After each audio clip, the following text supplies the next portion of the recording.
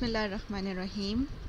आज का टॉपिक है the operational amplifiers. Operational amplifier में आज हम नॉन इन्वर्टिंग एम्पलीफायर को डिस्कस करेंगे और उसके साथ साथ हम वोल्टेज फॉलोअर भी डिस्कस करेंगे। इससे पहले हमने ऑपरेशनल एम्पलीफायर को एज इन्वर्टिंग एम्पलीफायर देखा। आज जो हम एज नॉन इन्वर्टिंग इसकी कॉन्फ़िगरेशन को डिस्कस कर रहे हैं। सबसे पहले तो देखें, ये इसका सर्किट है। सर्किट डायग्राम में आप देखें इनपुट सप्लाई वोल्टेज जो है ये नॉन इन्वर्टिंग इनपुट को दी जा रही है, क्योंकि हम इसको एज नॉन इन्वर्टिंग एम्पलीफायर में यूज़ करना चाह रहे हैं। लेकिन फीडबैक चूँकि हमने नेगेटिव देना है, तो नेगेटिव फीडबैक के लिए आपको फीडबैक का सर्किट जो है वो इन्वर्टिंग इनपुट के साथ ही आपको अटैच करना है। अगर हमने इसकी वजह क्या है, इसको हमने पहले भी बताया कि नेगेटिव फीडबैक क्या होता है कि जो आपको आउटपुट वोल्टेज से एक्सट्रैक्ट करके वोल्टेज इनपुट में शामिल करके दे, लेकिन out of phase two input, तो उसे हम कहेंगे नेगेटिव फीडबैक।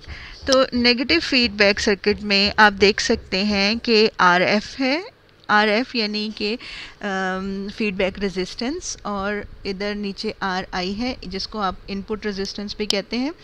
और ये एक potential divider form of circuit बना रहे हैं। तो VF वो वोल्टेज ड्रॉप होगा जो RI पे ड्रॉप होगा।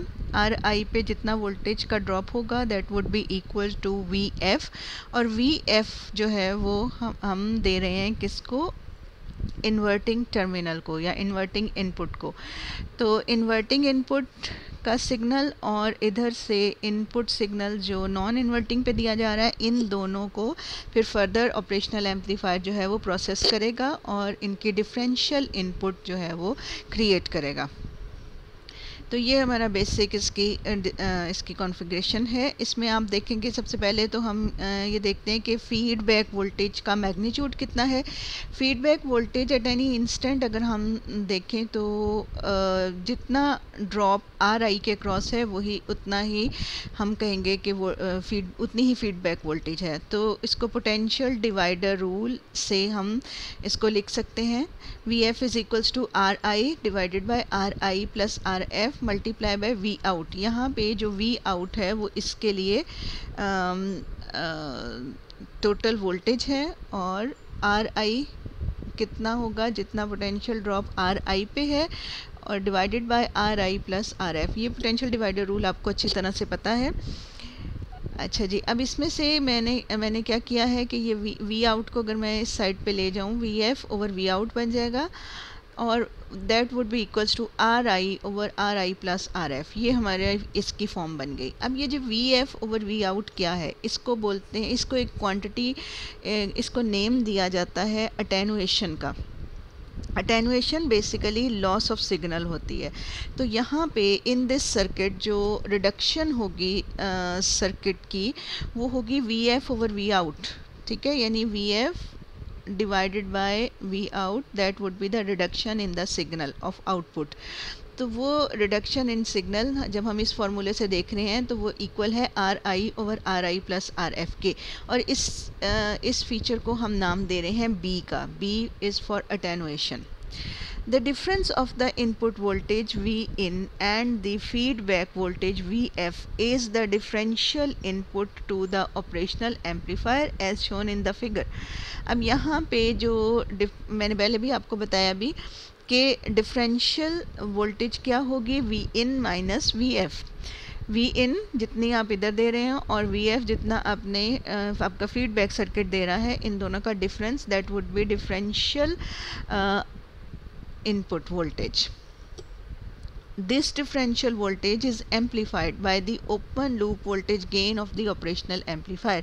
operational amplifier की next stage क्या होती है, इस differential input को amplify किया जाता है। और amplify कितने time, how many times it would be amplified, it would be amplified by AOL यानी open loop gain, open loop gain के बराबर इसको एम्पलीफाई किया जाता है। तो नॉर्मली तो हम अगर सिर्फ ओपन लूप गेन लें तो हम ओपन लूप गेन को लेते हैं ना, open loop gain is equals to V out over V in, लेकिन यहाँ पे जो वी इन है वो सिर्फ वी इन नहीं है, बल्कि वी इन का मतलब है डिफरेंशियल इनपुट। तो V in V out divided by आपके पास आना चाहिए V in minus V F, सिर्फ वी इन की बजाय V in minus V F, that is equals to A O L, जिसमें से हम वी आउट निकालेंगे तो वो बन रहा है ए O L V in minus V F. तो ये हमारी बन गई आउटपुट इन दिस केस, जिसमें फीडबैक वोल्टेज जो है वो आप इनपुट में से माइनस कर रहे हैं।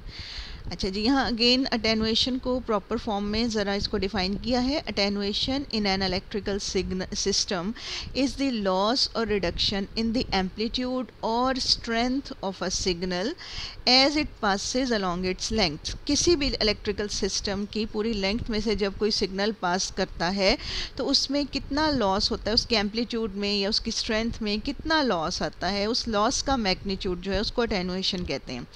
As the signal travels through the copper wire conductor some of the signal will be absorbed। इसकी एग्जांपल आप ऐसे ले सकते हैं कि जैसे एक कॉपर वायर में से सिग्नल कोई भी गुजरता है तो कुछ सिग्नल उसी कॉपर वायर के अंदर एब्जॉर्ब हो जाता है, तो ओवरऑल टोटल जो सिग्नल होता है उसमें लॉस आ जाता है। तो इस चीज़ को आप कह सकते हैं दिस इज़ अटेनुएशन। यहाँ पे हमारे पास जो अटेनुएशन सर्किट क्रिएट कर रहा है वो ये फीडबैक सर्किट है। RF और RI का जो पोटेंशियल डिवाइडर है ये आउटपुट को रिड्यूस कर रहा है। तो पीछे हमने देखा कि अटेनुएशन जो है वो किसके इक्वल है, B is equals to RI over RI plus RF, और हम इस B की वैल्यू को ऊपर ये देखें, ये V out is equals to AOL V in minus VF में हम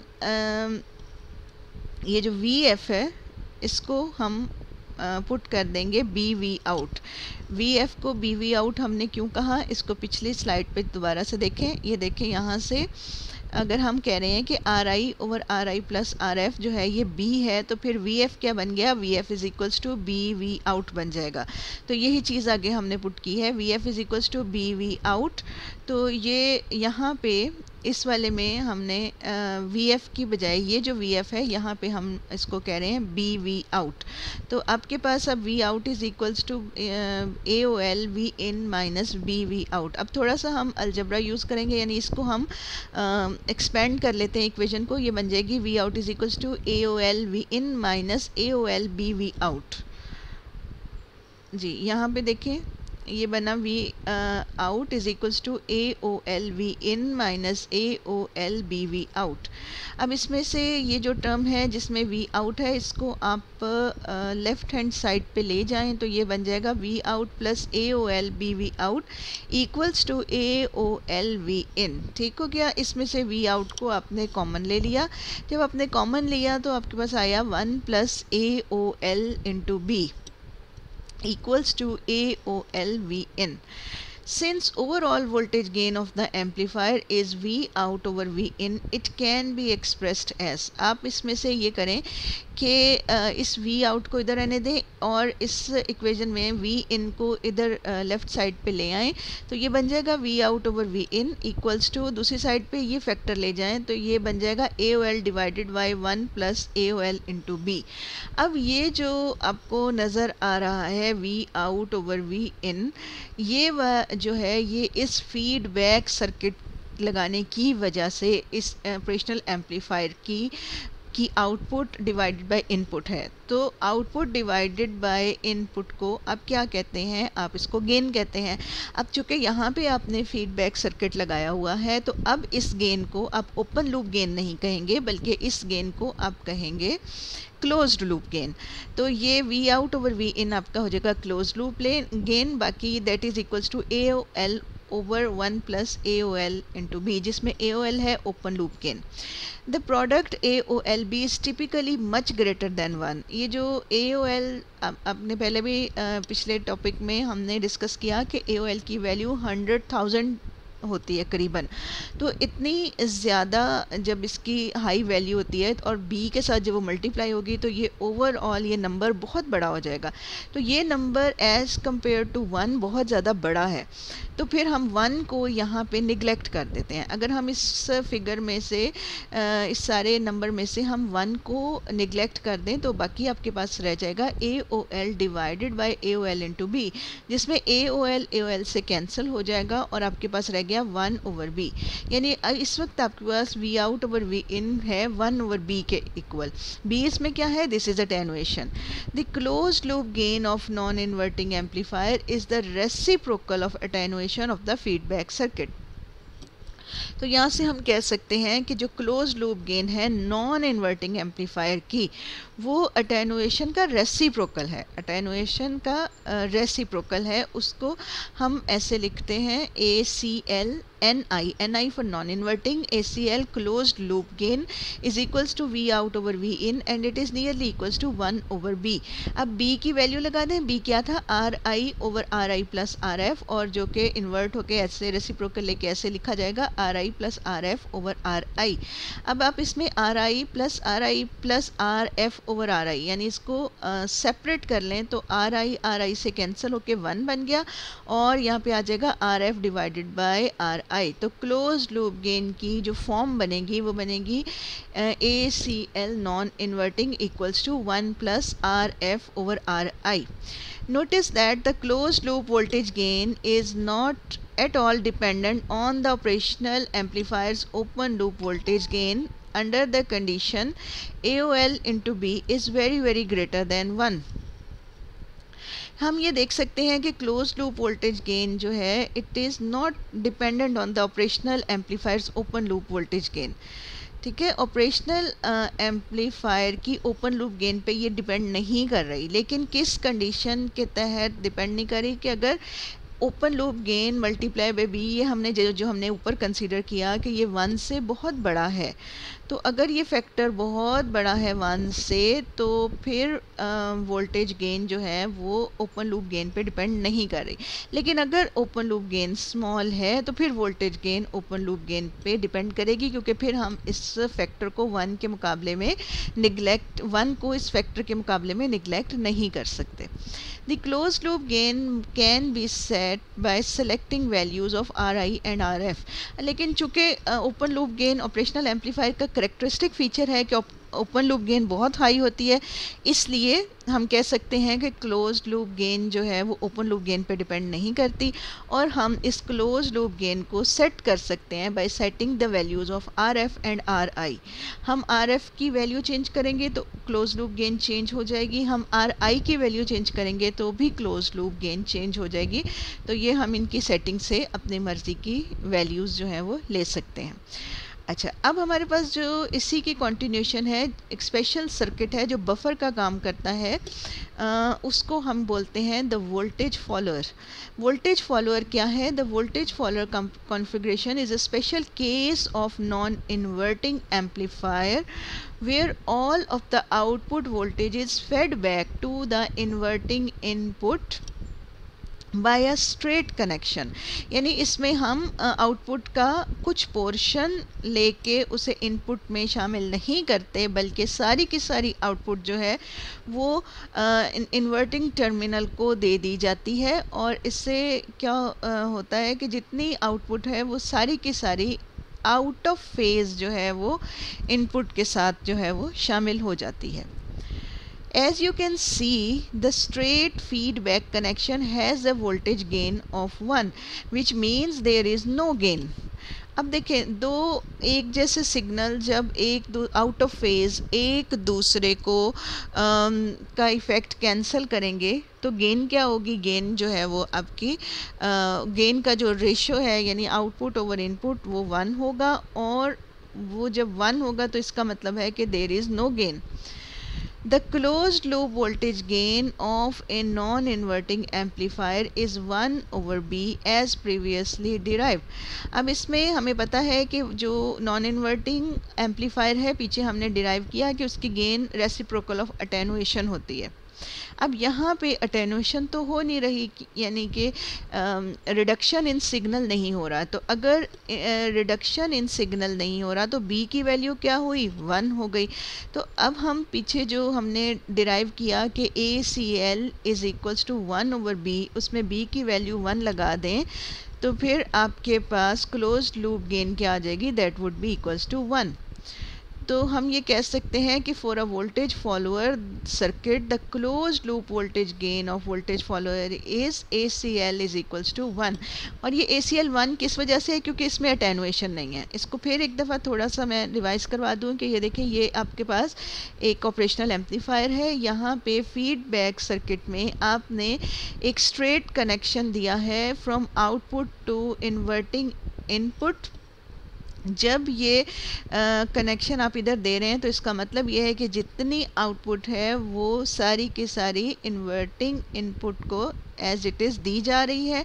इधर से आपके पास जो है वो इनपुट आपने दी हुई है नॉन इन्वर्टिंग टर्मिनल को। तो इन दोनों का जो डिफरेंस होगा that would B differential input. तो ऐसे में हम इसकी अगर हम ये आउटसाइड कनेक्शन से हम इसकी क्लोज लूप गेन कैलकुलेट करना चाहें तो क्लोज लूप गेन होती है नॉन इन्वर्टिंग एम्पलीफायर की 1/b। तो यहाँ पे चूँकि सिग्नल में रिडक्शन नहीं है, क्योंकि जितनी आउटपुट है उतना ही फीडबैक वोल्टेज है, जितनी वी आउट है उतनी ही VF है। तो इसलिए हम कह सकते हैं कि अटेनुएशन जो है वो 1 के इक्वल है, b इज़ इक्वल्स टू 1। अगर b 1 है तो फिर ACL यानी close loop gain of voltage follower is equals to 1। The most important features of the voltage follower configuration are its very high input impedance and its very low output impedance। यानी ये ऐसी जगह पे इस्तेमाल किया जाता है जहाँ पे हमें गेन ना लेनी हो, हमें सिग्नल्स को एम्पलीफाई ना करना हो। जितनी हम इनपुट दे रहे हैं हम उतनी ही आउटपुट लेना चाहें, लेकिन हम साथ में चाह रहे हों कि हमें सर्किट में हाई इम्पिडेंस मिल जाए, हाई इनपुट इम्पिडेंस मिल जाए, या फिर हमें लो आउटपुट इम्पिडेंस मिल जाए। तो हाई इनपुट इम्पिडेंस देने के लिए भी हम वोल्टेज फॉलोअर सर्किट यूज़ कर सकते हैं, और लो आउटपुट इम्पिडेंस लेने के लिए भी हम वोल्टेज फॉलोअर सर्किट यूज़ कर सकते हैं। वोल्टेज फॉलोअर सर्किट सिग्नल को जो है वो ना तो उसमें रिडक्शन लेके आएगा, ना उसको इंक्रीज़ करेगा, ना उसको डिक्रीज़ करेगा उसका एम्पलीट्यूड, बल्कि वैसा ही सिग्नल रहेगा। जस्ट इनपुट और आउटपुट इम्पिडेंसेस जो है हम इसके वाले दे सकते हैं। These features make it a nearly ideal buffer amplifier for interfacing the high input sources and low impedance loads।